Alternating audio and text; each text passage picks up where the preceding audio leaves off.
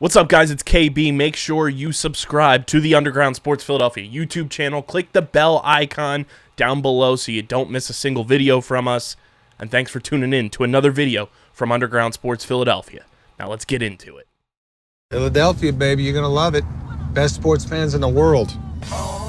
Actually, the worst, but that's what makes them the best. What is going on, OTB Nation? Welcome in to a PLL Quarterfinals preview edition of the award-nominated, honorably mentioned, number 9 NCAA ranked, and of course presented by Shootout For Soldiers, Outside the Box podcast, the official lacrosse podcast on the Underground Sports Philadelphia Podcast Network. In studio, it's the boys, KB and Deej, in Underground Studios. It is episode 338 of the pod, and it is playoff time, and we were talking earlier today, Deej, it feels like yesterday we were just at the PLL Championship game for 2023. This summer absolutely zoomed by us. We've got a lot to dive into with our quarterfinals matchups. I wonder if one day the PLL will call this wild card weekend, because it's exactly what it is. I think Stags might have called it that, or actually it was Chris Bates called it that. He said we avoided wild card weekend. We'll preview the matchups, go into some of the roster details that are pretty interesting. One of the boys got suspended, and we'll talk about the discourse that's been going online with that. We will also get into the unfortunate news that hit the NLL stratosphere that Panther City Lacrosse Club will cease operations, and there will be a dispersal draft on Monday as well, Monday morning, leading in to the PLL quarterfinals, along with PLL Free Agency just an hour after. So a whole lot going on in the world of lacrosse this weekend. But before we get into all that, make sure you guys are following us on the socials across the board at OTB LaxPod. Follow Deej at SCS_NextGreat. Follow me at KBIZZL311. Follow Hoots at Hoot Sport Media. And, of course, follow Chase at the PLL Pipeline. Subscribe to the pod on Apple, Spotify. Leave a 5-star rating and review, because there's some sneaky, slippery scoundrels out there that have left less than ideal reviews on the pod and less than ideal ratings on the pod that have made us dip lower than what we should be. OTB Nation, I know you can come through. Let's get back up as close to a 5-star rating as possible on both platforms. Leave those bad boys. We will read the good reviews on Apple Podcasts on future episodes. And, of course, subscribe to the Underground Sports Philadelphia and Outside the Box podcast YouTube channels. YouTube.com/@Underground Sports Philadelphia is where you get full video episodes of this show every single week. Full video episodes of every show on our network. Clips, shorts, live streams, original video content. It's all on the Underground Sports Philadelphia YouTube channel, including the newly renewed Guzman's Gridiron, the Violent High School Football Coaches Show, which is back for a 7th season on our network. We are beyond thrilled to have the exclusive rights to that program. We are currently at 836 subscribers. The goal is to get to 1,000 before the end of the year, and the goal is to get to 900 before the end of the PLL championship game. Let's see if we can do it. Hit the like button, leave a comment down below, and of course click the bell icon so you know when new videos go live. And this show is presented by the ever so lovely humans over at Shootout For Soldiers, our amazing presenting sponsor. Indeed, the Stars and Stripes Classic, the inaugural Stars and Stripes Classic, going down on Monday prior to the quarterfinals at Gillette Stadium. And my, oh my, are those jerseys just absolutely beautiful. I mean, I thoroughly enjoyed them. I like the helmets a lot. I think helmets are gorgeous. The Green Berets have a very nice helmet. But then I thought their uni was a little plain. But then you look at the opposite side, Navy SEAL's helmet was a little plain, but then their unis had a lot more pop. So I think they did a great job of balancing things for both sides. The uniform matchup overall is great. It's going to look great on Monday. So I'm excited, man. The jerseys look great. Everything about it looks great. Deej did a whole rundown that is on both our and Shootout For Soldiers Instagram of everything you need to know about the game and the details about it. So definitely check in there. And if you're unable to make it in person, it will be on ESPN Plus. And Shootout for Soldiers, their mission is to use lacrosse as a platform to support American veterans and foster community engagement. With a decade of dedicated collaboration from local communities, lacrosse players, and the U.S. military, Shootout for Soldiers has emerged as a highly regarded industry partner, offering an unmissable and eagerly anticipated event. Established in 2012 as a high school project, this event has experienced remarkable growth in both reach and impact, raising over $5 million to champion veteran service organizations with unwavering dedication to their mission. And along with that over $5 million raised, they've had over 7,500 attendees and over 2,500 players. Their final premier event goes down next weekend, Friday, September 6th, to Saturday, September 7th at USA Lacrosse headquarters in Baltimore, Maryland. Go to Shootout for Soldiers Instagram page because they are showcasing some of the most beautiful pieces of lacrosse collectibles, just items in general that you could possibly get if you end up being a top donator. The top grand prize is the one-of-a-kind that we showcased on last week's episode, the one-of-a-kind custom Screaming Eagle Chrome Cascade helmet that goes to the 2024 Baltimore Individual Top Fundraiser. They have also given the sneak peek for the fundraising prizes for the top adult male, adult female, youth male, and youth female with some gorgeous custom heads courtesy of ECD. ECD just always snaps on them things. They are just absolutely beautiful. I'm a huge fan of the youth male head. I love that chrome red. It looks poppin' with everything else that's involved with that bad boy. All of them look absolutely beautiful. And their top fundraiser teams leaderboard is out as well. So get those donations in if you want to be a top donator and potentially win one of those beautiful, amazing prizes. And Shootout for Soldiers, you can check out everything they have to offer at their website, shootoutforsoldiers.com/about. And if you need to register for Baltimore still, it's shootoutforsoldiers.com/events. That is linked in the description. Check it all out. They also have a big-time event coming up later this year called Wall Ball for Warfighters that we will be a part of as well. And you can also check out their deployment kits, which if you couldn't get to a Shootout for Soldiers premiere event, you can bring Shootout for Soldiers to your community. Check it all out. Link is in the description, shootoutforsoldiers.com.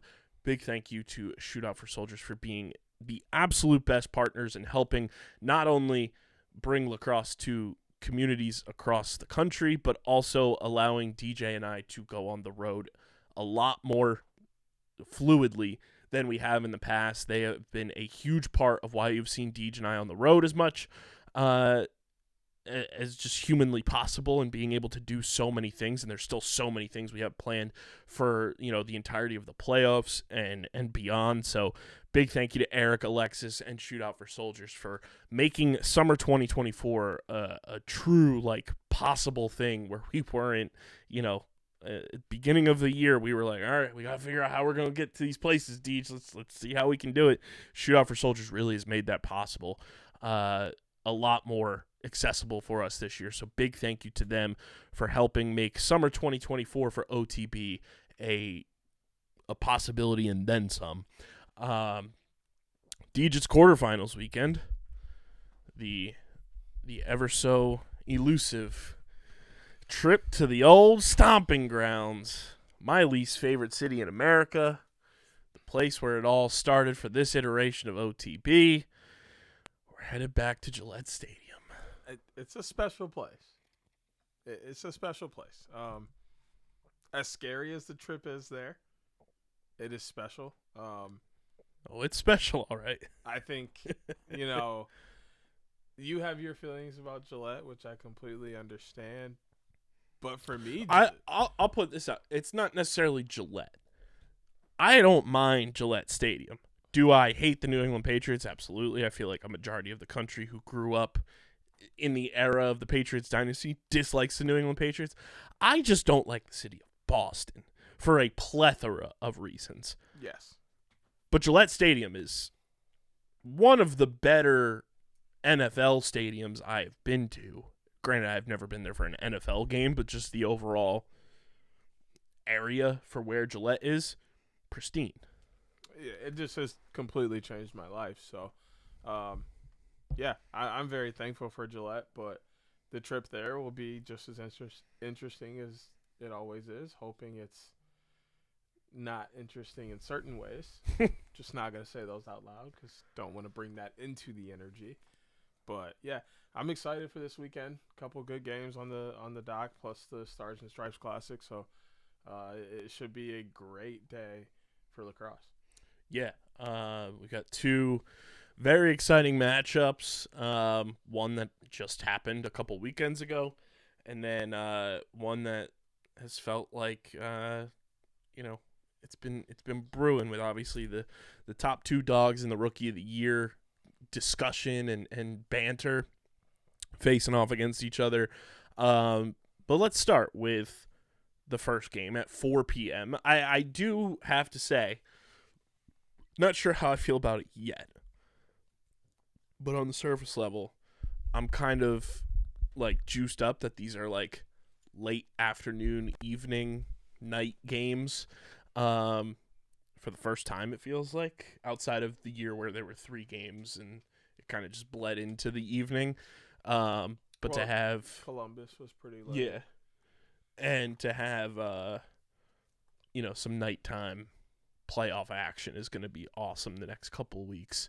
But the first game gets started at 4 p.m. ESPN2. You have the 3 seed Boston Cannons against the team that everyone loves to doubt in the postseason, the Carolina Chaos, your 6 seed. Let's start with this. Our guy, friend of the program, recurring guest, Jack Rowlett, is suspended for this game. Now, there's been a lot of discourse online just about the suspension that I tend to agree with a lot of the things that I saw. I'll give my verbiage on it. I'll let you give yours. We'll see if we can come to a agreement on where it lies. Number 1 was the hit that Jack laid out, and I totally forget who it was on off the top of my head. Was it dangerous? Yes. It's towards the head. Referees are going to call that 99.999% of the time. It was then reviewed in the game, got elevated, if I'm not mistaken. Alex Vardaro. It was on Vardaro, okay. It got elevated during the game to 2 minutes or 3 minutes. It got elevated from what the initial call was. And then there was a process that went through. Player can appeal said process. Jack's appeal was not approved, and he has since been suspended. Now, this is the second time that this has occurred as a transpiring event involving the Carolina Chaos this year. You obviously had Ian McKay and Fairfield punch Brendan Krebs in the face, in the helmet, whatever you want to call it, still. Where penalty gets called, later on gets lifted to a suspension, and Ian McKay is suspended for a week. This, to me, falls a lot more in the hands of Matty Palem, Seth Tierney, and the refereeing crew, that we're going back and relitigating penalties from games prior later on in weeks that you're in charge of running the game. You're calling the shots. You have the power to say, hey, this is what it's going to be. You can say, hey, it's going to be an ejection. You can say, hey, it's going to be a 3-minute unreleasable. It's going to be a 2-minute unreleasable. But the fact that we have relitigated multiple penalties this year, and obviously 2 times it's occurred with the Chaos that it has since elevated to a suspension, it's a referee issue at the end of the day, with these calls not happening on arrival. Now, I can understand you not calling the ejection. you say, hey, it's a 3-minute unreleasable, and then it gets reviewed by player committee next day, and then suspension potentially comes through. Jack's able to appeal it and everything. You go through the appeals process, whatever. But it just feels like it's been this is now a couple instances now that it's happened, and I don't know. It to me, at the end of the day, penalty, action that was taken by Jack Rowlett and Ian McKay in his previous instance, bad. Refereeing, relitigation, also bad.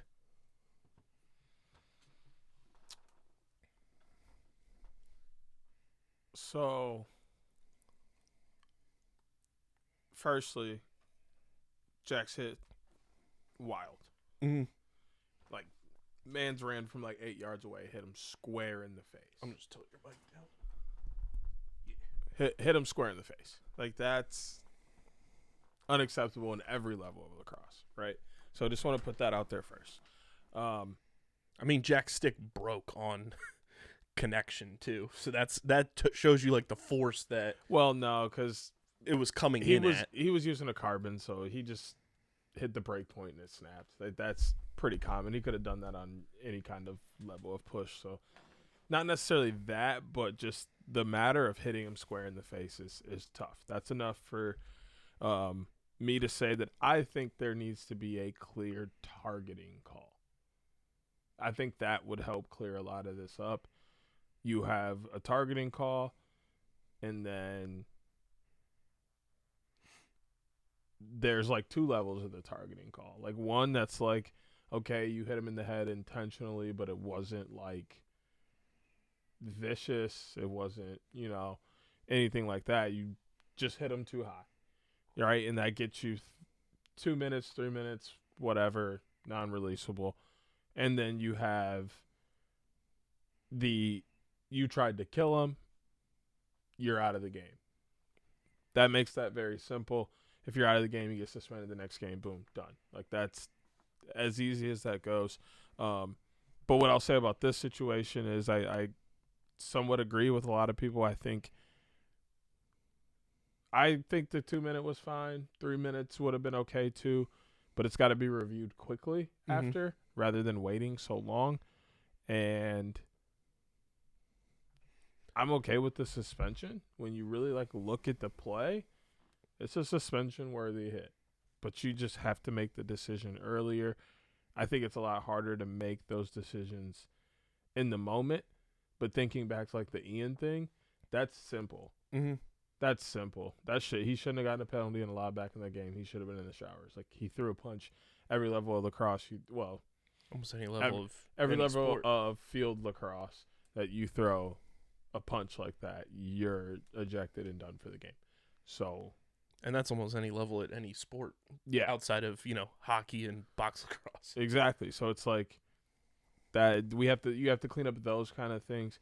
But as I'm getting more time as a coach, understanding that referees are humans too, and that they make mistakes and they miss certain things, and as blatant as it should be, they're human, so it's that aspect of this as well. Is everybody involved with this is human, so they're still going to make mistakes, or they're still going to not necessarily do things the way that other humans think they should do. So we kind of just got to bite the bullet and accept it. Now the pushback's okay, and it's totally fine to voice your opinion, and because the league is going to grow from that, and they're going to read that and kind of have their talks about it and take that advice however they want to. But at the end of the day, they're humans, and we do have to take some of these decisions with a grain of salt. And I know the appeals process and everything takes however long it takes, but it was one of those things that when it got announced and when I got the information sent to me, I was like, what did he do? And then everyone, it seemed initially it was what is this for? What happened? And then clips started surfacing, and then it rejogged everyone's memory. Like you said, it needs to be quicker. This happened nearly 2 weeks ago, and nobody's going to remember what happened at that point. Everyone's gearing up for the playoffs. Everyone's talking about, award discussions and everything that's going on moving forward. Now you have this kind of pop back up, and now the Carolina Chaos are without their top defender for potentially their one and only playoff game, depending on how this game goes. But as we've seen with the Chaos before, they are ones who know how to overcome adversity. So you can't necessarily count them out, but it does put a giant hole, in that defense for sure, because I think you could poll any team, any coach, whatever it may be. If you could have a Jack Rowlett on your defense, you sign up for that 10 times out of 10 and twice on Tuesday. But it does suck that Jack is out. You're going to have somebody like Jack Posey getting called upon to fill some big shoes for a big-time playoff game against a team that the Chaos just played 2 weeks ago. And you can make the argument, a weird overtime goal by Ryan Drenner that he swats into the net is the reason they win, and the Chaos did everything in their power to stay in and potentially should have won that game, especially with how everything was going. It felt like they were, it was like that team of destiny type of game for them, and then unfortunate moment in overtime, and Ryan Drenner cashes in on his one shot of the game. But now you get, revenge game here for them, and it's a familiarity thing because this is the last team you had game action against. But it does suck that you are down Jack Rowlett. It will be James Riley at the stripe for them. Nick Rowlett is out as well. First time that Chaos have played a game without both Rowletts in I don't know how long, if ever. But, this Cannons team is lethal, and they are also kind of on a revenge tour in the postseason after getting embarrassed last year by the Water Dogs, and they have goals for themselves. And, I know Coach Brian Ullman and both Andy Towers, they're not going to take each other lightly either. This is going to be a fascinating coaching chess match to watch in this first game. Yeah, I'm going to be it's going to set the tone for not only, the rest, for the night game, but it's going to set the tone for the rest of the playoffs. Like, this is one of those games that's going to have so much action in it that it's going to boil over into the next, which will just carry that energy into the next weekend.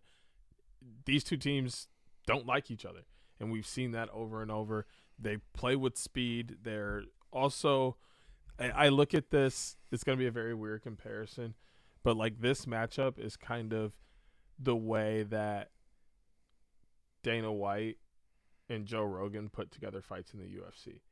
They look at two fighters that are really good at opposite things and then put them against each other to make them – that's a good fight because – they have to try and be defensive against what they're not good at, but they have to also be offensive and make the other person be defensive at what they're not good at. That's exactly what the Cannons and Chaos do. All to go in, according to the PLL website, all to go on to the next round to take on the top dog. Right. And I mean, honestly. And now everybody at home, too, before they take you out of context, Deej isn't saying that the PLL playoffs are scripted. The seeds were not given out like that. That's not what he means. I know exactly what you're talking about. Yeah. But I'm sure there's some hooligans out there, some admirers of the podcast who would try to take that out of context. Thank you for having my back there. But absolutely, yeah, it's just a matter of that these two teams, the things that they do well and don't do well are exact opposites of each other, which makes this such a great matchup. And honestly, I don't know which bracket is right that I've seen because I've seen multiple brackets. It kind of doesn't matter who the winner of this game goes on to play. They've got a tough matchup coming up. Yeah, either side. Because, sure, the Archers don't have Tom Schreiber, but a lot of people aren't talking about how it feels to be on a team when you lose a teammate. And not only lose a teammate, but lose a teammate like Tom Schreiber, who's your leader. That makes you want to go harder. Archers want to win back-to-back for Tom Schreiber because he can't do it.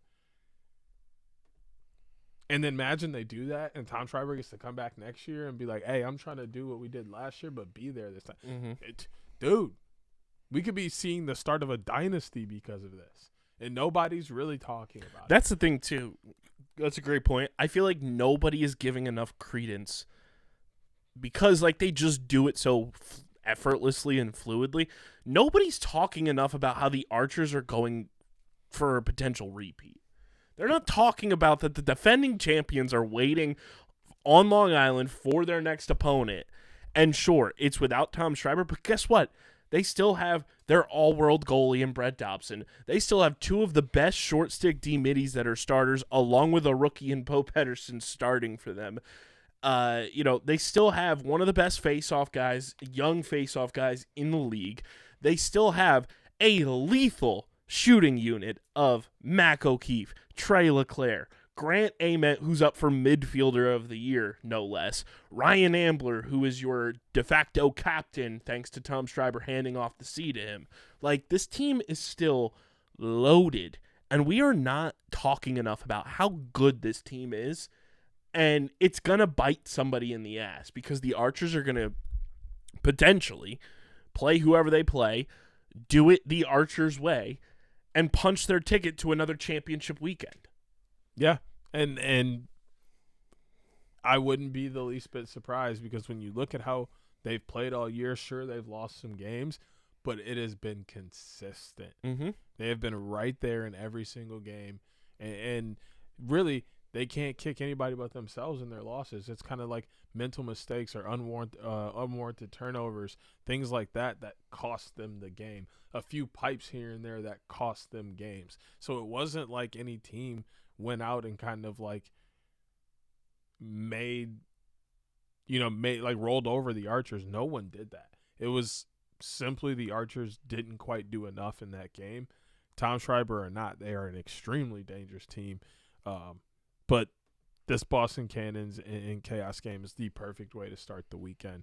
The Archers literally had one bad loss this year, and it was obviously the comeback that Brennan O'Neill put on in week 2 was a bad loss, but just like score differential wise, their one bad loss this year was in Minnesota when they lost 14-9 to the Cannons. That was their biggest score differential loss of the year.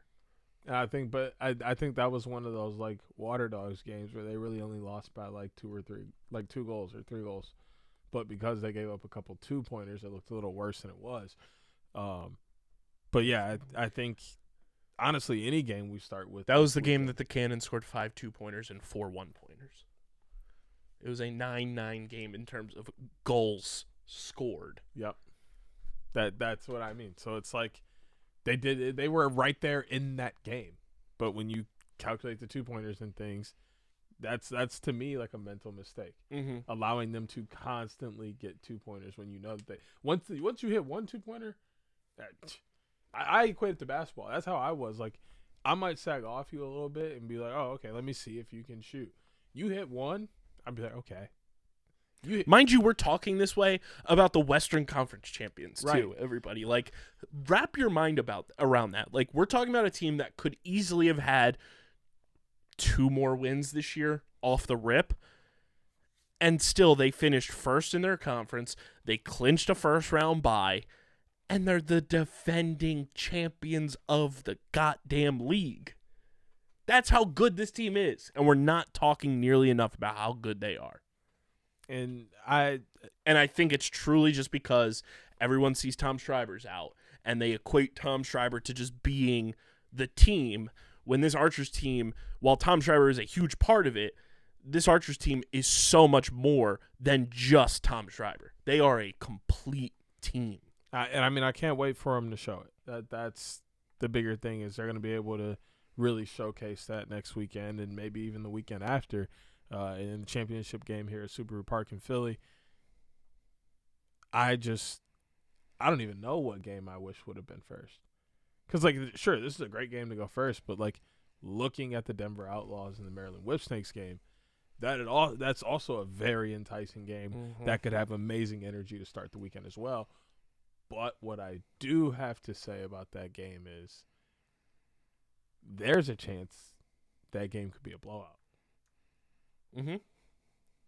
So I think it is safe to have the Cannons Chaos game first. You know what you're getting in that because even without Jack, Chaos they have enough veteranism there to know how to turn it up for this playoff game. And then the Cannons have been here before, and they're doing it again. This other matchup, Denver's got Eric Law. They got Justin Anderson. Mike Manley. And guess what? Jesse Bernhardt's back. That's good. So Jesse Bernhardt as well. Like, so there's that, but like there's a lot more. They're expecting a lot more out of their young guys than Chaos are. And again, too, the Whipsnakes and Outlaws, it's not like they played each other the first half of the year. They played each other in Denver, part of, Denver's homecoming weekend. So, like, this is a relatively recent matchup between these two teams as well, where, like, for the most part, you kind of know who's playing, you know how they approached you. Now it's time to, hunker down and fix some things. But this matchup, to me, comes down to three things. Number one, the Whipsnakes defense and how they approach Brendan O'Neill. Because in this game, I'm pretty sure he had 1 point. So they played spectacular defense on him. He's obviously going to want to improve from that matchup. And then the Whipsnakes need to look to see how they can replicate the way that they played him. And then, let me see here. Yeah, Brandon had 1 goal in that game against the Whipsnakes in Denver. The face-off is going to be fascinating to watch. Nards versus Luke Weirman in that first matchup, and only matchup, obviously. Nards went 62%, 62.1% to be exact. Now, was Weirman bad? No. Nards is just Nards, and when you're playing against potential face-off athlete of the year, that's what's going to happen. And then it's going to come down to just the Whipsnakes doing what they've done for the majority of the second half of the season, moving the ball around and getting everybody involved.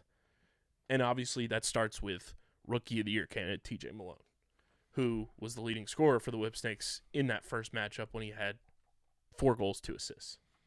So I'll simplify this a lot more for not only you, but everybody else out there. This game comes down to 2 things.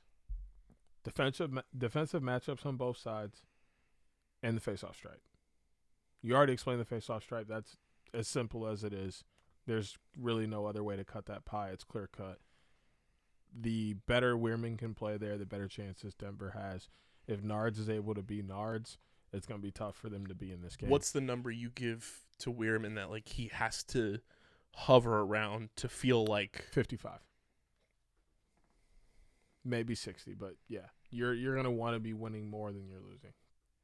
Not like simple like 51, like a decent amount, because that just means your offense has opportunity to put the ball in the back of the net. But then looking at defensive matchups for both sides, starting with Denver, you gotta come out on like smart time here. Mike Manley has to guard Zed. Mm-hmm. And he's got to be mean, bad cop Mike Manley about it. Got to be rough, got to be aggressive, have to match the true physicality of Zed Williams. JT Giles Harris has to be JT. He's got to come out and be a complete eraser of TJ Malone. TJ Malone has to score 0 points in this game. And then Jesse coming back from injury, kind of a tough matchup, but Jesse's Jesse, and if anybody on this Denver team knows Matt Rambo, it's Jesse Bernhardt. That's the matchup there. I think you get 3 really good performances from those guys. It's going to be tough for the Whipsnakes to beat you. But then again, the Whipsnakes midfield is pretty solid as Poitras and Levi Anderson really Ryan find Conrad. their footing. I mean, of course, Ryan Conrad, but as those two find their footing in the league as rookies, that midfield has only been getting better. On the other side, defensively, I also stand corrected because Jake Bernhardt took 3 faceoffs in that game. Nards with 65.4%.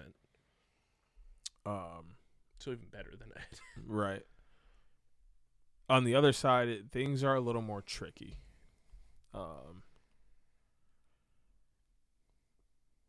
The question is, do you match young with young, and tell Zappatello to prove he's one of the best in his draft class? Or do you match skill and veteranrism and possible defensive player of the year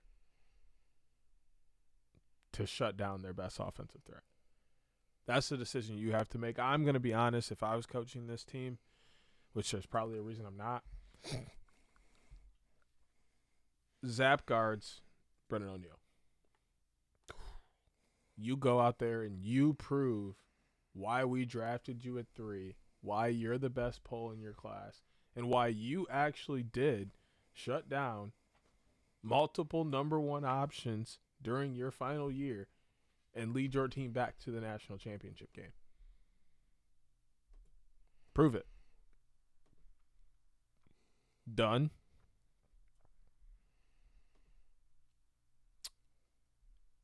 Gets the fun task of taking out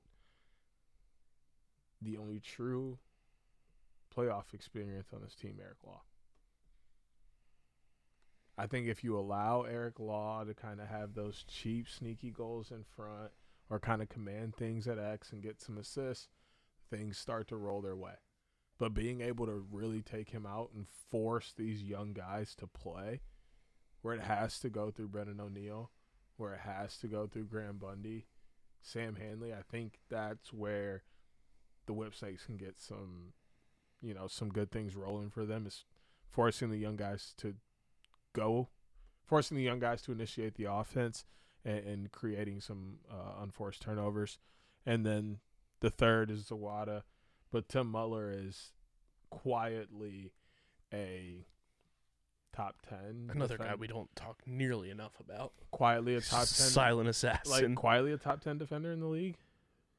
If not. Maybe 15. Like, I was going to say, if not better. I'm not going to drop too low, but, like, I do want to show respect to, like, all the top defenders on every team because there's a reason that they're a top defender on every team. But Tim Muller is in some conversations, but he's just another one of those guys that we don't talk about because he doesn't do a lot of the flashy things. But that's the thing about defense is flashy, sure, it stands out no matter what position you play, but the guys who play the best defense just play solid, fundamental defense. Yeah, the matchups are going to be fascinating. I'm very much looking forward to it's also like Pseudo returning to Gillette for the first time since Chrome got blown out by Chaos a couple years ago, and that was kind of like the end of that era. After Chrome had like their one successful regular season in the PLL, and then the Whips, it's the journey trying to get back to the mountaintop, and just the way that Stags has been able to really reinvent this team and reinvent their identity from what we have known them to be for 5 years before this, obviously, with so much young talent and so many different faces contributing in so many big ways for this team. I'm very excited to just see the way he approaches the playoffs this year. And obviously last year he was kind of stunned that they lost in the playoffs, and that was kind of the beginning of this transformation of the Whipsnakes. And I'm also very excited to watch Drew Snyder coach in the playoffs. We've seen him play in the playoffs, and I think he has done such a phenomenal job with this young core of offensive players that they have, and obviously the Zeds and the Rambos and the Mike Chanenchuks and everything, guys that he played with. But I'm excited to watch him coach in the postseason, see how this offense operates in the playoffs under Drew Snyder, because you want to talk about somebody who knows how to win in the PLL format of the playoffs, it's Drew Snyder. So I'm looking forward to that as well. I mean, it's playoffs, man. It's the playoffs. That's what we all been waiting for. Without any further ado, should we just get to our picks? Why not, man? It is time for your 2024 PLL Quarterfinals Picks of the Week, brought to you by our pals over at Kenwood Beer. the official beer partner of Underground Sports Philadelphia. It's a refreshing light beer, just 4.1% ABV, only 120 calories and just 8 grams of carbs. Go to kenwoodbeer.com, check out all the amazing apparel that they have available for you, the great collectibles, including their fantastic pint glasses, and use the Kenny Finder at kenwoodbeer.com to see who's got Kenwood Beer on tap in the Philadelphia, Pittsburgh, Maryland, New Jersey, and Delaware areas. Whipsnakes fans, you can crack open an ice-cold Kenny watching your Maryland Whipsnakes in the postseason. You can also use the Kenny Finder to see who's got it in your local liquor stores in those markets. Got to be 21 or older to do so. And, of course, please drink responsibly. Deej, we start 4 p.m. on ESPN2. It's the Boston Cannons and the Carolina Chaos. Cannons with a de facto home playoff game at Gillette Stadium. Chaos, they're known as the team that gets doubted in the playoffs and proves those doubters wrong a lot of the time. How do you see this clash of the Titans going down between Boston and Carolina? I think it's going to be absolute fireworks. It's going to be an absolute fun game. The energy is going to be at an all-time high, but I do think, like you said, kind of the de facto home game, in a sense, for Boston is going to really help out. They're going to have kind of some crowd energy behind them, and those guys like playing in this area. They've expressed that multiple times. So I'm going to go with Boston to pull this out. Yeah, I got to go with the Cannons. You know, when you have one of your best players out for a playoff game, it's less than ideal. And also just like we've talked about it a ton this year, where it's not that the Chaos were bad. They were just very up and down, getting used to new players in their system and having new players approaching the playoffs for the first time up against a team that has been in the playoffs before. They have won together, you know, the last couple of seasons under Coach Holman, where, you know, they've gone 7-3 back-to-back seasons. They know what it takes to win. They're hungry to get back to where they think they belong, and that's obviously on Championship Sunday. I got to go with the Cannons, but I will say I think the Chaos and their postseason experience, because we can't discredit that whatsoever from a coaching staff aspect and obviously the veterans on this team aspect, they're gonna do everything in their power to keep this as close as possible and try to shock the entire league, because this is where Andy Towers and the Carolina Chaos thrive. It's when they're in the bottom half of the table, a lower seed, nobody's thinking that they can pull things out. They use that as motivation more than anything. And you best believe going into the fourth quarter, I'll be stunned if this is not a close game, because that's just what Chaos does. And if it's not, it's just further proof that this Cannons team is just firing on all cylinders.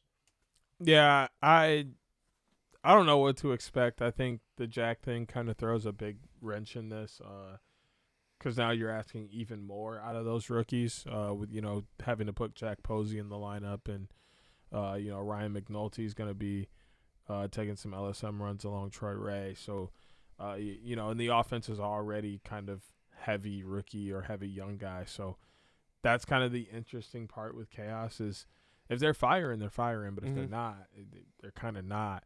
Whereas Cannons, they're looking at trying to go beyond where they were last year. They were like, we were in the semis, we lost on, you know, the field in Hofstra and Long Island. We want to get back to Long Island, and this time we want to win. We want to see our name with a higher score than the other team at the end of the scoreboard or at the end of the game, and be planning our next trip to Philadelphia to hopefully be raising a trophy.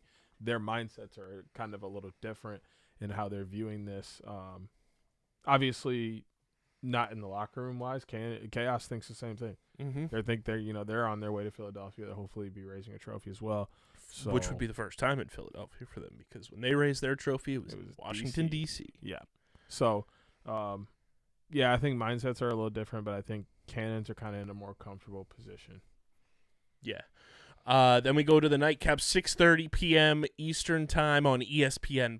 It's the 4-seed Maryland Whipsnakes, the 5-seed Denver Outlaws. the Kings of the Castle for the first couple years of the league, taking on the returners from the MLL. First time the Outlaws are back in the playoffs since the bubble, and first time the Chrome Outlaws are back in the playoffs since 2022. I've talked about it for a while now. I just genuinely feel like this Whipsnakes team is on a Team of Destiny ride right now, and until further proof, or depending on what the matchup is here, if it is them playing Atlas or the Archers, I do have the Whipsnakes winning this one. I think their experience overall is such a huge thing in this game. And not saying that this Outlaws team can't win, because we have seen them overcome adversity this season already. I just think the postseason is a bit different of a demon to take on than the regular season in overcoming adversity. And the Whipsnakes have veteran leadership across the board. They have a head coach who has won 2 championships. They have an assistant coach and offensive coordinator who won a championship as a player with this team. They just have all the makings to go on a run here, and I just genuinely believe in this Whipsnakes team a lot. They have been a lot of fun to watch this year, and I think they get it done at 6:30 p.m. And when that final whistle blows, whatever time that may be, it'll be the Whipsnakes moving on to Long Island for the postseason. What's fun about this matchup is Denver has almost nothing to lose. Mm-hmm.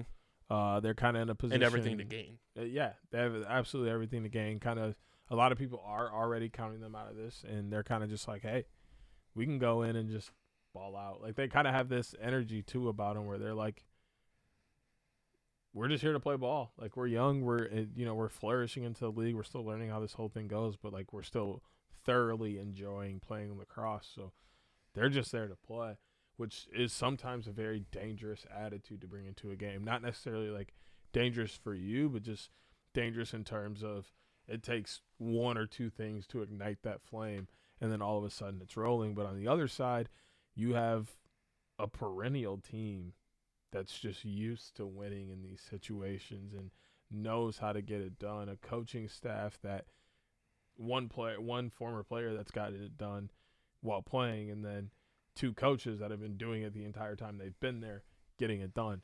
It's a matter of we know what we're doing versus we're just here. Mm-hmm. We're vibing. Like, it's like the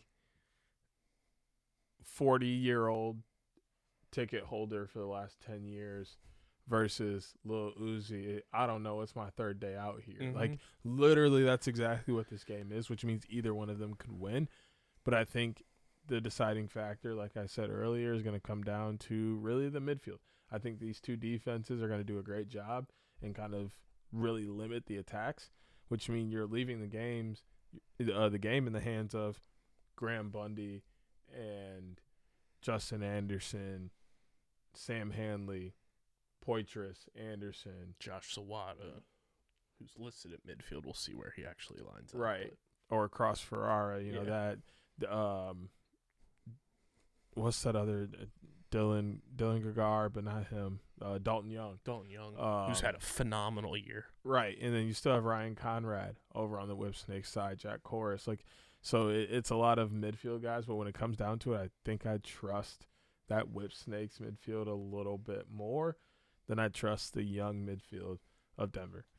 Yeah, and I think the other thing that this boils down to for me is that this Outlaws team has been very Jekyll and Hyde this year, where you expect that from a young team, but there's been moments where it's like, holy shit, like, they are playing out of their minds. Like, this team looks poised, and like they built this through the draft. They built this team together. They're coming together really well. And then they'll go out, and sure, it was against the Atlas, but then they'll score 4 goals in a game, and 2 of them are super late, and you don't know what to make of them. They're very, like, opposite ends of the scale, and you don't know which version of them is going to show up until the game starts. With the Whipsnakes, you kind of know what you're going to get from your players, and it's just on them executing, and they're able to adjust extremely well when it comes to halftime adjustments. And I don't know, something about this Whipsnakes team just feels I know everyone that's a fan of the league is going to – it just feels like they are the team of destiny this year. I don't know what it is, but they're instilling that feeling in me, and until further notice, when we know what the actual matchups are in the semifinals, I will feel that way until further notice. So we both have the Cannons moving on. We both have the Whip Snakes moving on, which would make it a 1-2-3-4 semifinal. It sounds chalk. Would it be fun to have some upsets? Absolutely, because that's what parity is in sports. But I think you would genuinely have the 4 best teams possible for the semifinal if it is the case in terms of experience, in terms of talent, in terms of just overall matchups. So there it is. Our quarterfinals picks of the week. The Boston Cannons and the Maryland Whip Snakes will be moving on to the semifinals to have a date with the New York Atlas and the Utah Archers. And that would make it very similar to what you would see in February for your PLL Championship Series, with one Western Conference team moving on. That is the crazy part, too, is there's potential for, if there are upsets, you have either one Eastern Conference team or one Western Conference team going to the Final Four. Yeah, it's interesting. That's what I was going to bring up, is I kind of hope that with the conferences being introduced and such, that eventually it leads to top 3 from each conference go. The 1 seeds earn that bye. The wild card weekend, or whatever you want to call it, is the conference, and then you play in your conference championship game, and then you play in the championship game. That would look be at how great. electric that last game was of the season between the Outlaws and Archers for the Western Conference title. Yep. But there you have it. Cannons, Whips are moving on in our book. Let us know in the YouTube comment section and Apple Podcast reviews who you have moving on, and those are our PLL quarterfinals picks of the week. We're not going to pick Stars and Stripes? Oh, good point. Good call by you. So flip it and reverse it. Do you have the Green Berets or do you have the Navy SEALs?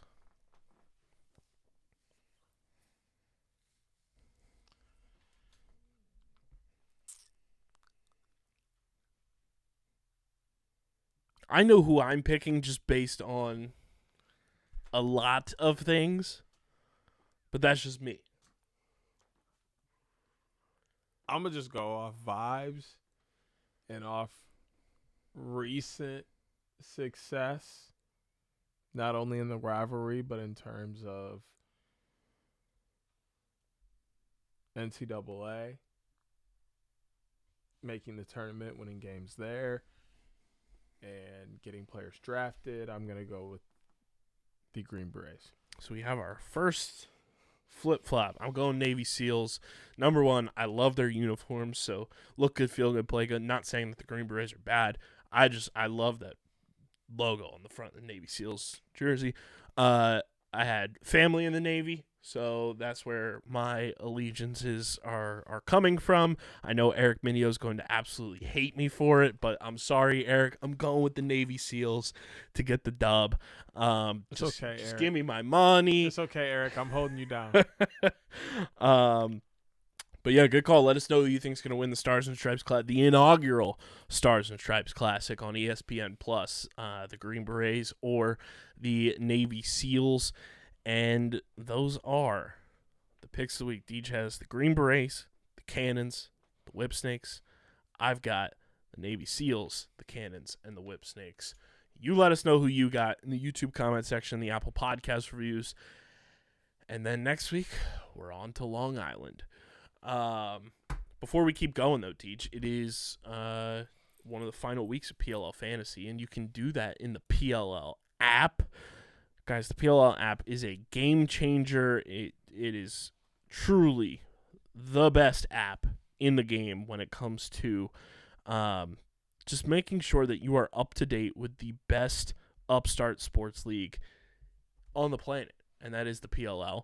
From written articles from every beat writer to daily trivia, game questions, game predictions, PLL fantasy. It's the most gamified sports league app you can think of. it is truly a lifesaver for Deej and I when we're doing research for things, when we're trying to read up on what the beat writers are saying about their specific teams, the whole 9 yards. We love the PLL app. Shout out to friend of the program, Brendan Coleman, who is the man behind the curtain working on that PLL app tirelessly. And guess what? There's experience points on the PLL app, and you can get 500 experience points on your account when you download the PLL app in the App Store, Google Play Store, or go to pll.app and use code OTBPOD. That's OTBPOD for 500 XP on your account. That's pll.app, or download the PLL app in the App Store, Google Play Store, and use code OTBPOD for 500 XP on your account. D, who you rocking with in fantasy this week? In fantasy this week, as I pull it up, as of right now, fantasy team subject to change? I will tell you, this is very subject to change. I got Marcus Holman, TJ Malone, Shane Knobloch, Adam Poitras, Ryan Terefenko, Brendan Krebs, Zach Tucci. We almost had the same exact team, bro. I've got Marcus Holman, TJ Malone, Shane Knobloch. I went Ryan Conrad. I have Zach Geddes, Brendan Krebs, Joe Nardella, with 1 coin remaining. I have 14 coins. So you got some flexibility. I have tons of flexibility. When you started, I was like, do we have the same team? You said Holman. I will say I am debating changing TJ Malone. Only because I know he's going to draw the JT matchup, which is an extremely hard matchup to score any kind of points out of. Not even just goals, but even feeding is a tough matchup against JT. So that's something I'm debating. And then I'm debating face-off as well. But with no Rowlett playing, I'm really intrigued at what Zach Tucci can do there. It's pretty 50-50 the last time those two teams played. 2 former Water Dogs. Don't even get me started. But yeah, let us know your PLL fantasy teams. Join our fantasy group on the PLL app. Shout out to Brendan Coleman and the PLL app for being the best in the game. We move to the box game in the NLL, and it is brought to you by our awesome merch partners at PHI Apparel Company. Gear up for the PLL postseason, your NLL season right around the corner for your favorite team outside of one. And, of course, your favorite college teams by repping OTB. The official Outside the Box podcast merch is available from our awesome friends at PHI Apparel Company. If you're a Philly sports fan as well, gear up for the Eagle season. Phillies, Sixers, Flyers, Union have the best Philly-centric sports merch and just Philly-centric merch in the game, including Outside the Box podcast, Underground Sports Philadelphia podcast merch as well. Click the link in the description or go to phiapparel.co. And when you go to checkout, use code UNDERGROUND for 10% off your next merch order. Genuinely the most comfortable hoodies in the game. Hoodie season's right around the corner. Get your OTB t-shirts. We're working on a whole bunch of new merch. I know I've said that for a while now, but we are genuinely working on a whole bunch of new merch that I'm very excited about. So go to phiapparel.co and use code UNDERGROUND for 10% off your next merch order. And let us know when you get your merch. We want to see it. Tag us in your post. We'll repost it. That's phiapparel.co, code UNDERGROUND, 10% off your order.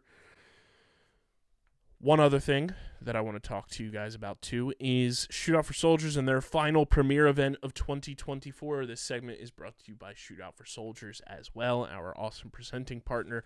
Baltimore weekend for Shootout For Soldiers is a mere weekend away, going down on Friday, September 6th, and Saturday, September 7th at USA Lacrosse headquarters.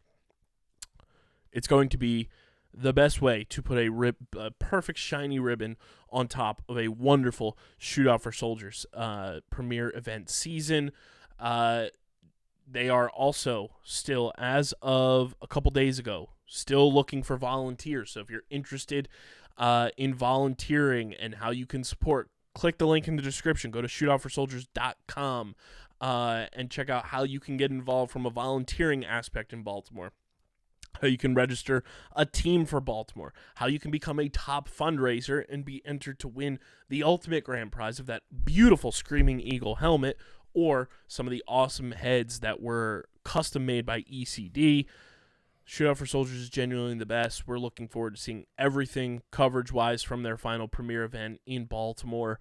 It's going to be a wonderful time at USA Lacrosse headquarters.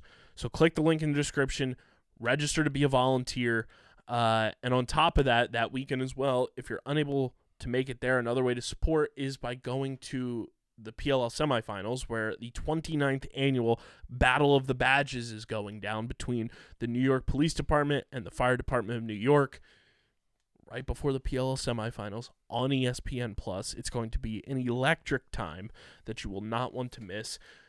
Go to PLLsemis.com to get your tickets for that event, and a whole bunch of information for that event is available there as well, linked in the description. That's PLLsemis.com for the Battle of the Badges, and then obviously shootoutforsoldiers.com/events to see all the information for Baltimore weekend at Team USA Lacrosse headquarters. DJ, it's a sad day. It's a bad day. Panther City Lacrosse Club is no more. They will be ceasing operations, and a dispersal draft will be occurring on Monday, September 2nd at 11 a.m. Eastern Time, 1 hour ahead of NLL Free Agency. This sucks big time. Panther City was great to us in a lot of ways. They followed the pod, unlike some teams, and it's a shame to see them go. It's a shame that the ownership group did not do the necessary things to make sure that the team would be successful.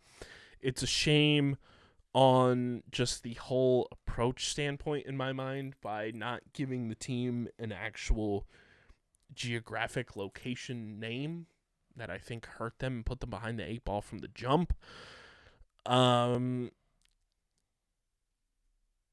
It sucks to see this happen, and it also is just like a mini black eye on the NLL where you're doing all this marketing of the next major league, and sure, it's not the league's fault, but it does look kind of crummy that you're losing a team because you brought in owners that clearly were not prepared to grab the bull by the horns, no rodeo, pun intended there for our Panther City audience, and make sure that this team succeeded. There were so many avenues that they could have gone down to make sure that this team was a success, and they just failed in so many ways.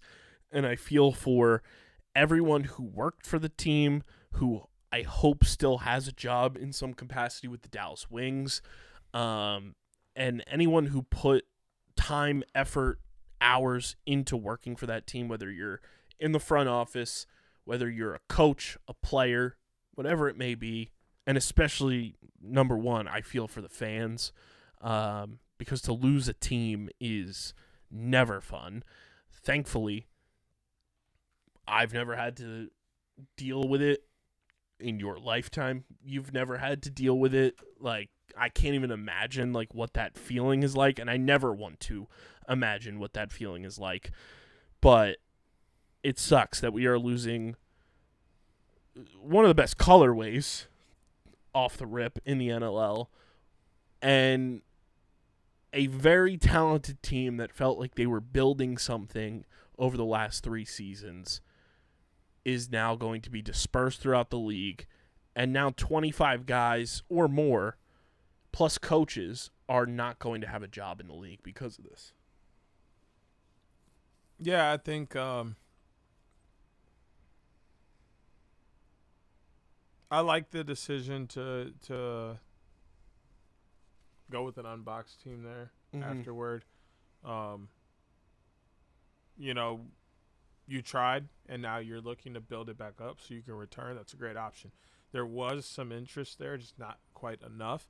I think that was a mistake in not knowing how much interest was there first before deciding to go there. Like, even if you had investors there and buyers, like, it's okay to be realistic with people and be like, hey, like, I know you have the money here, I know you're ready, but let's hold off here for a little bit. Like, let's garner some more interest here to make sure that this is beneficial for not only you, but for us. We can continue to grow the sport and make this what it is. Not necessarily what happened, which is fine, but like you said, it sucks for the players and the coaches, people working for the team in the front office, and it sucks for the fans. But more importantly, it sucks for the sport of lacrosse. Like, there are so many people who are doing so many things to help the sport of lacrosse grow that things like this set it back. And people see this and they're turned off by the sport. They're like, oh, is lacrosse really growing if you're having teams, disperse? Like, that's not a good look for the sport of lacrosse as a whole. That's where this hurts the most. I think everything else will smooth itself out. I think everything will be fine. I think a lot of the guys on this roster will be able to find another home. I think a lot of the guys in the coaching staff will be able to find another home. A lot of people watching lacrosse already will get over this and will, migrate to another team or whatever the case may be and be just fine. But it's the efforts to grow the game that will hurt the most. Because if this keeps happening where they're diving into places that aren't 100% ready, which we saw a lot of people who are knowledgeable in the sport of lacrosse bring this up on socials when people were talking about it, is pushing into places that aren't ready isn't going to help the game. It's only going to push it back. They might be mentally ready for it, but financially, fiscally, and just everything else, the preparedness needs to be there full send to have the next team come in that is going to operate similar to the Buffalo Bandits, similar to the Colorado Mammoth, similar to the Saskatchewan Rush, similar to the Philadelphia Wings, similar to even a team like the Georgia Swarm. Like, they are a team that they're not necessarily in Atlanta, but they draw fans. And does Lyle Thompson and Miles Thompson and Jeremy Thompson help that? Absolutely.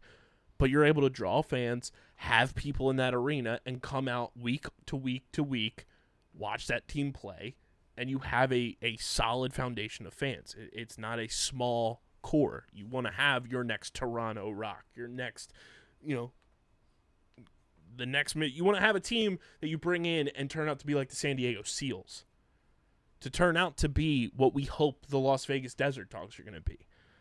And we talked a lot about when the next team comes in. Like, we threw out a couple really good spots. Like, we didn't mind Tampa. We didn't mind Charlotte. We didn't mind Detroit, all because – and we didn't mind Edmonton. These are all places Minnesota. where there's another team nearby to create some kind of geographical, rival or, keep it close so that, like, it's kind of relevant as to why the team went there. Panther City was kind of in the middle of nowhere in terms of the landscape of the NLL. You have a bunch, and that's kind of where Georgia is right now too. Like, you have a bunch that are in the East Coast and up in the East Coast. Then you have your Canada teams, then you have your West Coast teams. It makes sense. But then you got Georgia and you had Panther City. Georgia lives because, like you said, they have star power and people are coming out and showing, but Panther City was not necessarily the same case. Mm-hmm. You kind of put lacrosse in a place where it is growing overall in the state, but that's a football state. And the arena was not the most ideal arena, because I've talked to people, and if you're from the area, you know this. They have rodeo month during the season that makes Dickey's Arena uninhabitable for anything outside of the rodeo for an entire month. So you eliminate an entire month of your calendar where your fans now are not able to go and watch you in person for an entire month.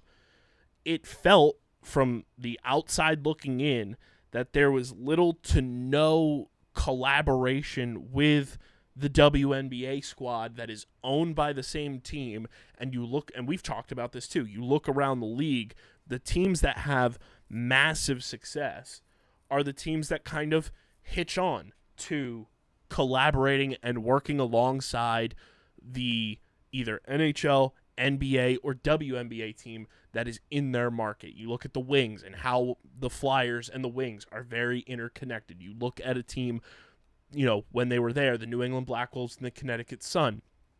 You look at the Colorado Mammoth along with the Nuggets and the Avalanche and how well they collaborate on so many things. The Sabres and the Bandits. The list goes on and on.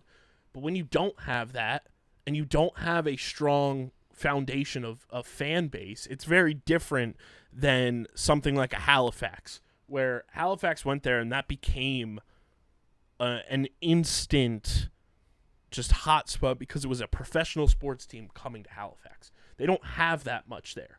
So it was an easy thing to hitch their wagon to and build the core fan base that you have in Halifax. It wasn't something like the Rochester Nighthawks getting a 2.0 iteration where you had a built-in Rochester Nighthawks fan base to come back. It's very similar to the Wings, where you had the Wings fan base come back. Panther City had nothing. And on top of that, you called them Panther City Lacrosse Club, where people in Fort Worth might know that that's Panther City, but the greater United States is going to have no association to a market geographically to what Panther City Lacrosse Club is. And I think that was one of their first big missteps. While it looks cool on paper and looks cool in marketing, it's not necessarily the greatest and smartest idea. Maybe it would have been cool to be a placeholder until you got, legal involved to get a proper team name and everything. But I think that was one of their biggest missteps overall, was not having a true identity geographically. Yeah, that, and I just think it was a little rushed. I think there were some other places they could have gone when they were looking to expand. And mind you, this is also the first expansion team post Nick Sakevich leaving the NLL as the commissioner. And this is no slight to Brett Fruit whatsoever. It also kind of seemed like it was already kind of... It was like a determined thing, but it was like after Sakevich left and then expansion slowed down, and he was like the expansion commissioner. Under his watch, he expanded the league from 9 teams to what it was, 15, because Vegas was under his watch, but he wasn't in power as the commissioner when it happened. And it did feel like a weird, just overall, and it was post-pandemic a little bit happening, and initially they didn't get to start right away because the 2020-2021 season was canceled. Overall, there was so many dominoes that just set Panther City, and to a lesser degree but a similar degree, the New York Riptide up for failure. Yeah, the Riptide thing still hits a little close to the heart. That one hurts. But it's also like growing pains kind of thing. Like, this is something to learn from and kind of move forward into. And you're not a good business unless you take risks. Yes, and I think it kind of also sets kind of like a layout for Brett Fruit's iteration of expansion. Like, hey, we need to do this, this, and this before we decide to put a team into a place. We need to look into this and look into that. And it kind of clears the picture for his management group to really understand how they want to grow the NLL. So I don't think it's all bad, but it definitely is a bad look in an overall optically. Glance. It definitely optically, but like an overall glance, when you deep dive into it, there are some bad things about it, but there's plenty of good to come to. So we will have a dispersal draft, and our good pal Adam Levy tweeted the order of the dispersal draft, and it goes in the order of how each team finished in the regular season last year. So this is your order for the Panther City Lacrosse Club dispersal draft. It will be the Colorado Mammoth, the Las Vegas Desert Dogs, the Philadelphia Wings, the Vancouver Warriors, your Calgary Roughnecks, the Saskatchewan Rush, the Ottawa Black Bears, the Rochester Nighthawks, Halifax Thunderbirds, Georgia Swarm, San Diego Seals, Toronto Rock, Albany Firewolves, Buffalo Bandits. And I believe it's just one round, being that it's like 25 guys, 23 guys, whatever it may be. So 14 guys will have a new home prior to free agency. It's going to be a wild free agency period, to say the least, in my opinion. Top three is fascinating because you have a team who is non-traditionally at the top of the worst team in the league standings in the Colorado Mammoth. You have a team who could desperately use some of these top elite players from Panther City. And then you have the Philadelphia Wings picking third, who are going to get an elite player, who also have the number one pick in the draft. Top three, I think, is pretty close to being agreed upon of who's going where. I think Adam put a poll out on his tweet machine as well of who you would take. And I think the three big names, not saying that the other guys are not, but there are three huge names that can alter your franchise immediately. Two of them being offensive guys. Number one, Dispersal draft rolls around 11 a.m. We're driving up to Boston. We're gonna be you'll be on the Dispersal draft monitor for us. Who are the Colorado Mammoth taking? Are they taking producer Jonathan Nonville, Will Malcolm, former Colorado Mammoth, or someone else like a Nick Damude? Or there's a bunch of guys that Adam also tweeted that are under the age of 28 who are elite talent players in this league that I will also pull up for you here we go. So these are some of the names that are 28 years or younger that will be available. Will Malcolm, Jonathan Donville, Nick Damude, Josh Medeiros, Cam McLeod, Matthew Gauthier, Liam Patton, Ryan Sheridan, Jason Knox, Evan Messenger, Ronan Push, Elijah Gash, and Brent Mitchell. So I don't think you can ignore the overall skill of Jonathan Donville and how good he is, but Will Malcolm has already been in your system and knows how it runs. So I think one of those two is the only answer here for the Colorado Mammoth. I personally, for the betterment of the teams and the overall league, would love to see Will Malcolm go back to the Mammoth. He knows the team. I think he's been that type of player, something that they have missed, especially last year. Obviously, he's been gone for 3 years, but that type of player is something the Mammoth could use immediately, especially since they're not picking number one. But the prospect of Jonathan Donville becoming the immediate face of the Las Vegas Desert Dogs would be so awesome for the league.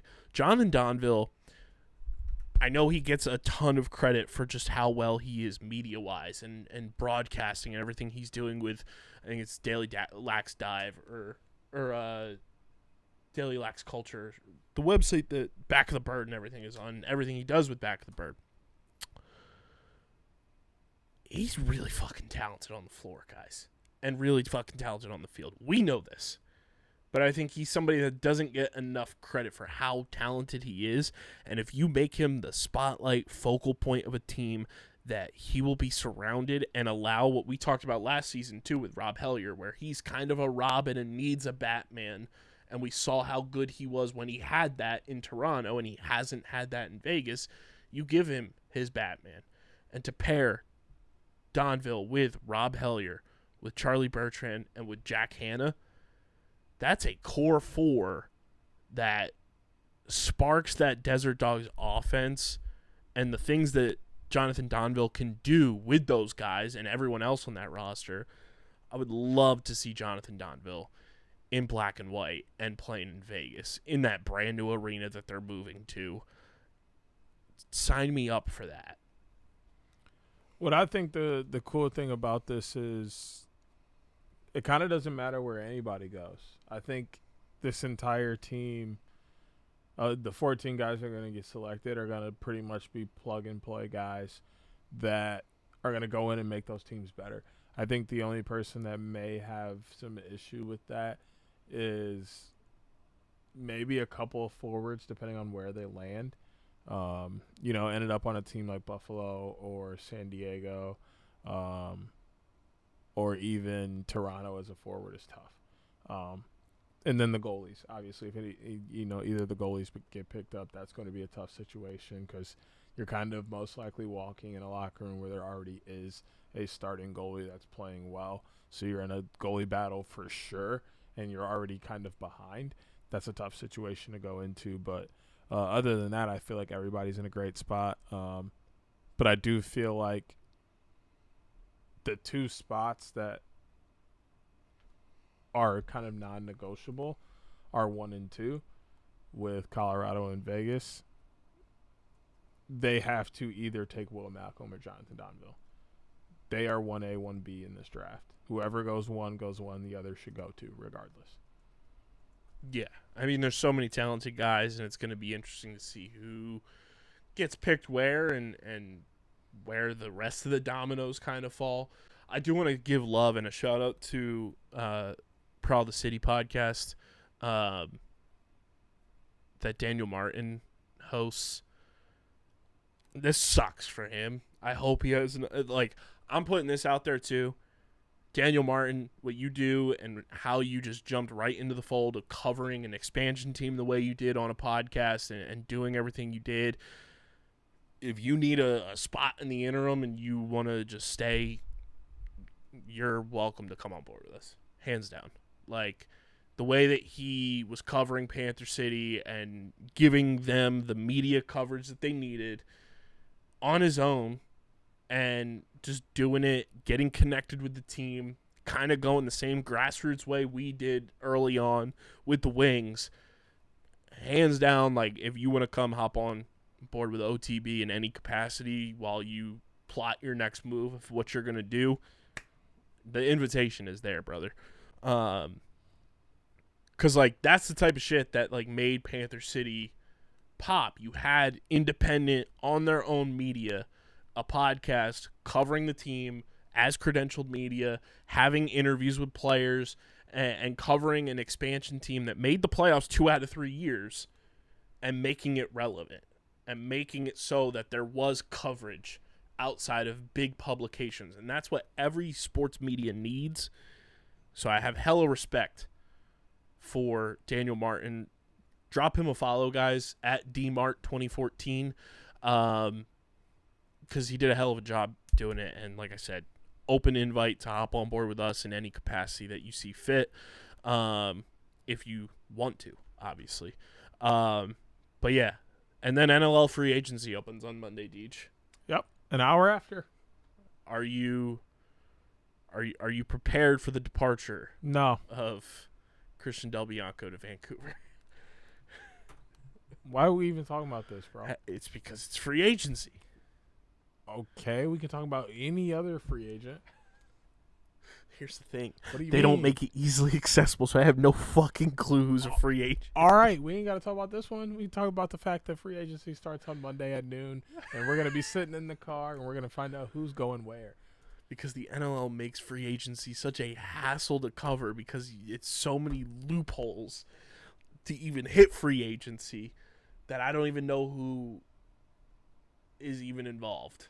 You know what's cool, crazy, though, is Christian Del Bianco can just re-sign with Calgary. There's nothing that says he can't. So, until he doesn't, I'm going to delusionally think he's going to do that. That makes me feel a lot better. Some other things, too. Some signings in the NLL that happened since we last recorded.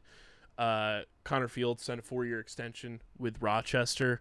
Ryan Lee signed a 3-year contract with the Colorado Mammoth. Hopefully he stays healthy. Griffin Hall, who sounds like a TikToker, but he's not. He is a Calgary Roughneck for the next 3 years.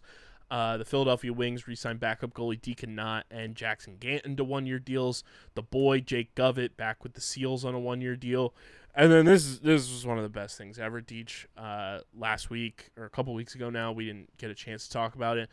The Vegas Desert Dogs, they're adding up. They're stockpiling young talent. They have signed 1-year agreements on the active roster from the draft list, both PLL rookie standout Tyler Carpenter, and legendary all-name team lacrosse player Mustang Sally. I did see the Mustang Sally news. I just didn't react to it. I think that's a really solid pick for a guy that's tough, has moved around a little bit in NCAA, but has always played a solid D mid role, which means he's going to be great in the transition game for the box. So that's going to be good. And then the other pickup, Tyler Carpenter. yes, who has also been great in the PLL, but LSM to short stick transition has worked well in terms of looking across the league, not even just LSM, but just long sticks in general. Warren Jeffrey, Graham Hosick, Eli Gobricht, Rylan Rees. There's a handful of guys that are playing both long stick in the PLL and then going inside and being great defenders. So Tyler Carpenter definitely has some quality skills that'll transfer over. And, he's a guy that we've seen score in the PLL too, and, I think he's one of those players that is going to, if he does, stay on that active roster and everything, playing in the NLL is going to just elevate his game that much more and make his sophomore season in the PLL that much more dynamic, and I'm excited. And it's awesome that it's on a team like Vegas where he's going to get the opportunity to make that roster and have an opportunity to play. So I'm very excited for Tyler Carpenter. And I'm really excited to see kind of Connor Fields really continue to step into his face of the franchise with Rochester, because that's where he thrives, being a star player or the star player. We didn't even mention him when we were talking about the Archers and how fucking good they are. Don't need to, because he's that good. And I'm excited to see him continue to be the number one guy in Rochester. That's really good for them, as long as they can keep some solid pieces around him and they can stay healthy. They're going to continue to be a team that competes for playoff spots and hopefully for NLL championships. Should I throw the gauntlet out here right now? I'll clip this too. We need Fieldsy on the fucking pod. Oh yeah, bro, it's Fieldsy's an OG. Shout out to Peter Fieldsy's dad, an OG listener, the man. We need Connor Fields on this fucking podcast. So ASAP. Fieldsy, hey, I know you're gearing up for the semifinals. I know you got the little one at home and everything. The gauntlet's being thrown. Yeah. Come on the pod. Come kick it with the boys. Let's do it. Let's have Fieldsy going into the semifinal weekend. Plus, Pops knows what that means. So, yes, he does.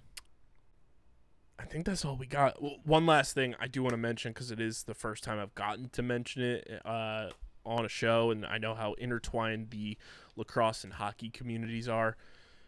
We lost two phenomenal human beings earlier this week. Johnny and Matthew Gaudreau tragically being killed by a drunk driver in South Jersey, and it hits really close for me, being that Johnny graduated high school a year earlier than I did. He was class of 2011 at Gloucester Catholic, which is about 35-40 minutes away from me.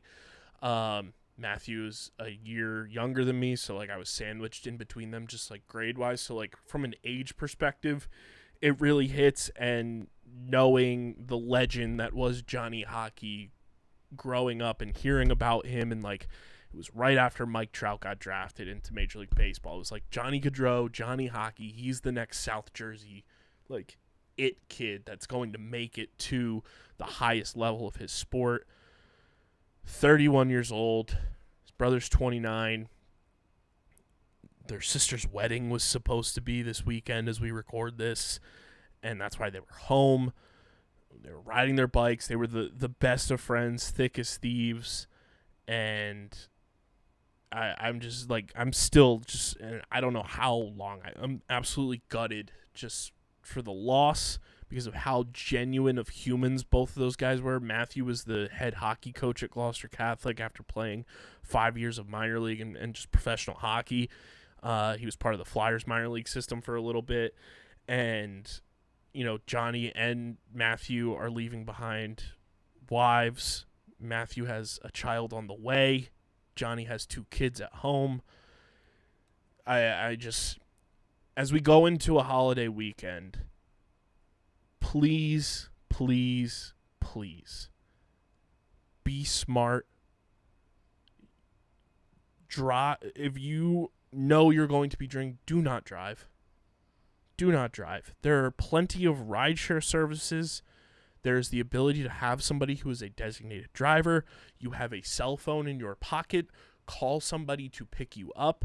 I have had my life affected by reckless and drunk driving far too much for somebody that is on the precipice of being 31 years old, by people I know personally, and just the wide spectrum of somebody like a athletic superstar in Johnny Gaudreau, that it is so simple to avoid something like this.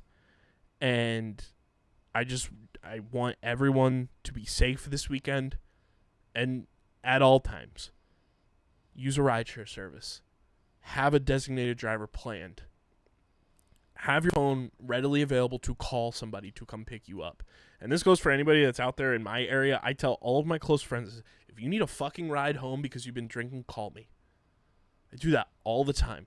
I am more than willing to come and pick you up, rather than you stupidly and foolishly get behind the wheel and potentially cause a fatal accident for you, others, or both. I want to send all my love and just thoughts and everything possible to the Gaudreau family. There's so many people who are affected by this, and obviously Johnny played in Canada as well. To see just the outpouring of amazing stories and his teammates, and to have the Prime Minister of Canada come out and speak about it, just shows you the impact that Johnny Gaudreau had on not just the NHL community, but just like the world in general. He was just such a genuine, amazing person, and gone far, far, far, far too soon because of the senseless and selfish act of one individual. Yeah, this one stinks. Being from Michigan, hockey's a big thing. It's something that a lot of us are tuned into. So I got the news a couple days ago. It was one of the first things on my timeline. It kind of dampened the day, because it's just one of those things that you're like, wow, like, it's senseless, and a lot of prayers out to the family, and just, like you said, just always just call. It's really that simple. And oftentimes the person that commits this doesn't even get harmed. So they it sucks that, it happens and they have to live with it. I guess you can kind of call that the harm. But, like, at the end of the day, like, the harm that they cause so many other people's not worth it. Holiday weekends are always the worst when it comes to that. Ride shares are not that expensive. Most of the time, they're like $10. If you have money to go out drinking, you got $10 to get home. And at the end of the day, the price of that is far cheaper than the potential risk of life that could happen if you get behind the wheel intoxicated or under the influence. So, like, be safe, everybody. Do the right things this weekend and any weekend. Call somebody, ride share, all of that. Just don't get behind the wheel when you're under the influence. It is really that simple. But again, our love to Johnny and Matthew's family, because as somebody who has lived my entire life in South Jersey, and the impact Johnny had in the South Jersey area was enormous, and it's a huge gap and hole left behind by both Johnny and Matthew.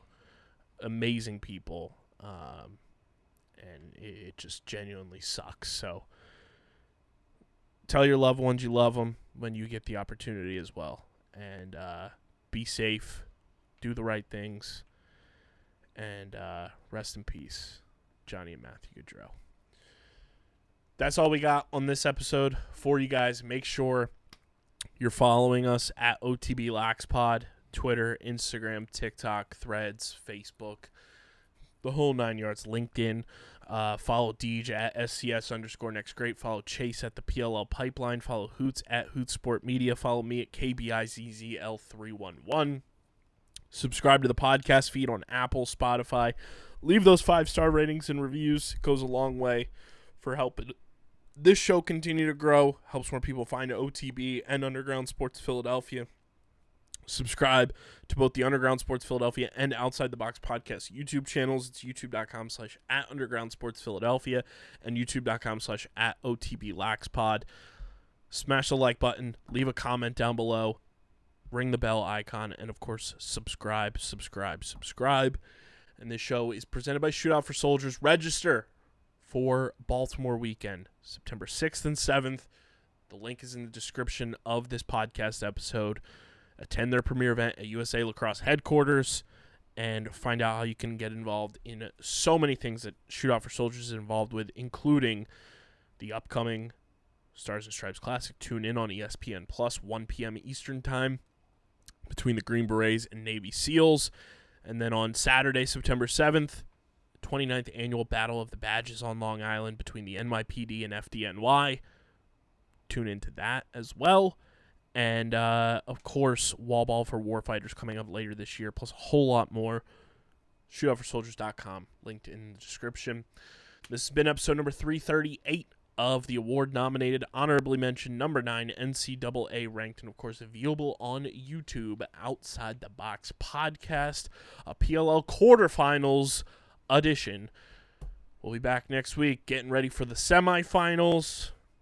And it's on to Philly after that. Yes, sir. But until then, we're getting the heck up out of here. Hopefully not dispersing. And we'll see you guys on the next one. Peace. Peace.